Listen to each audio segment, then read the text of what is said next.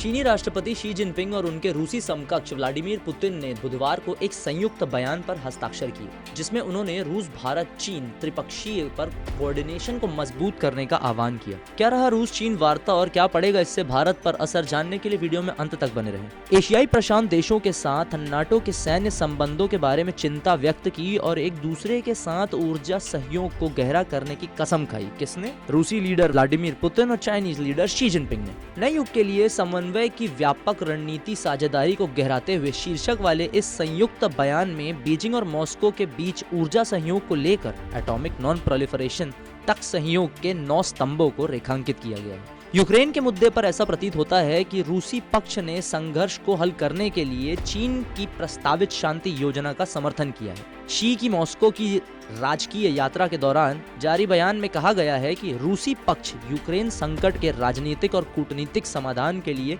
सकारात्मक भूमिका निभाने की चीन की इच्छा का स्वागत करता है और रचनात्मक प्रस्तावों का स्वागत करता है। फरवरी में बीजिंग ने एक 12 सूत्रीय शांति योजना जारी की थी, जिसमें उसने यूक्रेन में युद्ध विराम और शत्रुता को समाप्त करने का आह्वान किया था। साथ ही नाटो सदस्य राज्यों के एक स्पष्ट संदर्भ में देशों से अपनी शीत युद्ध मानसिकता को त्यागने का आग्रह भी किया था। यूक्रेन में युद्ध का उल्लेख करते हुए रूसी चीन संयुक्त बयान में कहा गया, दोनों पक्ष बताते हैं कि यूक्रेन संकट को हल करने के लिए सभी देशों की वैध सुरक्षा चिंताओं का सम्मान किया जाना चाहिए, सामूहिक टकराव को रोका जाना चाहिए और आग की लपटों को हवा देने से बचना चाहिए। इसमें कहा गया है कि दोनों देश भविष्य में उन प्रतिबंधों का विरोध करते हैं जो संयुक्त राष्ट्र सुरक्षा परिषद द्वारा अधिकृत नहीं है।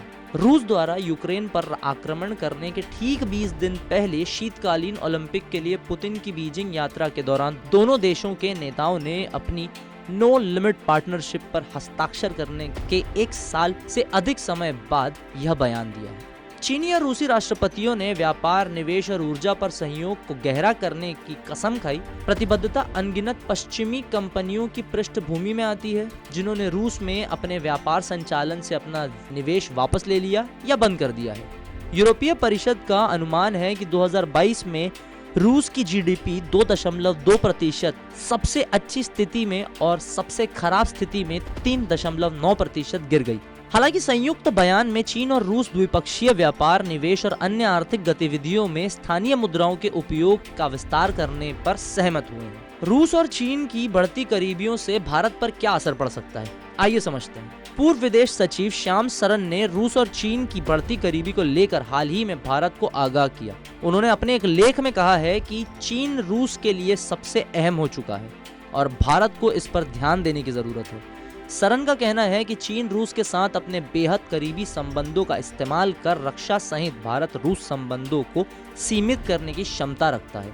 उन्होंने लिखा, इस यात्रा ने 4 फरवरी 2022 को शीतकालीन ओलंपिक के लिए रूसी राष्ट्रपति पुतिन की बीजिंग यात्रा के दौरान जारी किए गए चीन रूस संयुक्त बयान में शामिल नो लिमिट पार्टनरशिप और हर क्षेत्र में सहयोग के वादे को आगे बढ़ाया। इसके बाद रूस ने उसी महीने के अंत में यूक्रेन पर आक्रमण शुरू कर दिया। यूक्रेन युद्ध ने रूस के साथ साझेदारी के प्रति चीनी प्रतिबद्धता को कम नहीं किया है, बल्कि सच बात तो यह है कि युद्ध के कारण दोनों देशों के बीच साझेदारी बढ़ी है। ये थी हमारी लेटेस्ट रिपोर्ट इंटरनेशनल इवेंट्स पर। अगर ये वीडियो आपको पसंद आया तो इसे लाइक करें, अपने दोस्तों के साथ शेयर भी करें और इस प्रकार के इंटरनेशनल अपडेट से जुड़े रहने के लिए खबर बेबाक को सब्सक्राइब करना ना भूलें।